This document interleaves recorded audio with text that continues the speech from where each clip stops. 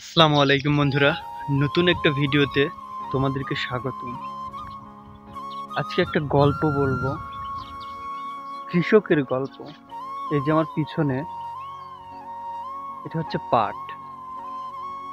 এই পাটটি ঘরে পর্যন্ত তুলতে একটা কৃষকের কি পরিমাণ কষ্ট করতে হয় বা কি পরিমাণ মাথার ঘাম পায়ে ফেলতে হয়, সেই কৃষকটাই বোঝে। আজকে আমি সেই গল্পটাই বলবো।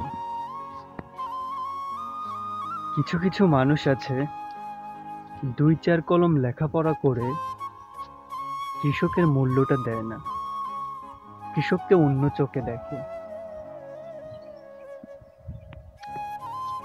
কৃষক সব জায়গায় অবহেলিত। কৃষক তৈরি করে ভাত, কৃষক নিজেই মরে ভাতে, খেতে পারে না। বাংলাদেশের প্রায় 80% মানুষ কৃষির উপর নির্ভরশীল, কৃষিকাজ করে থাকে।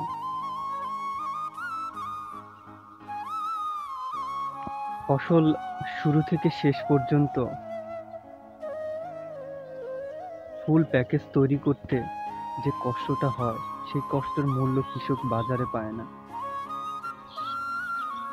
ফসল বিক্রি করতে গেলে দাম কম, নানানভাবে অবহেলিত। ফসল ভালো হয়নি, এই সেই নানান ধরনের।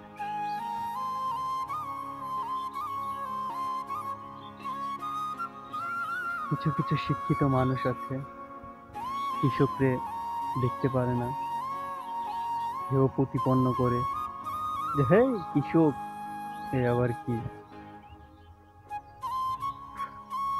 তো সবার উদ্দেশ্যে বলতে চাই, কৃষক হলো শ্রেষ্ঠ সন্তান সবার উপরে। শিক্ষিত মানুষের ভাতের যোগান দেয় কৃষক। কৃষকদের সম্মান করতে হবে। 2-4 কলম লেখাপড়া করে কৃষি পেশাকে ছোট করে দেখা যাবে না। সেই আদিম যুগ থেকে মানুষ কৃষির উপর নির্ভরশীল, কৃষিকাজ করে খায়। কত কৃষক আছে, কত বড় বড় জায়গায় চলে গেছে শুধু কৃষি সেক্টরে থেকে।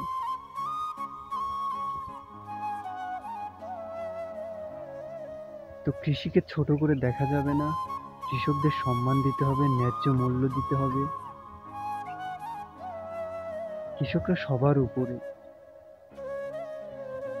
তো সুন্দর একটা জায়গায় আসছিলাম,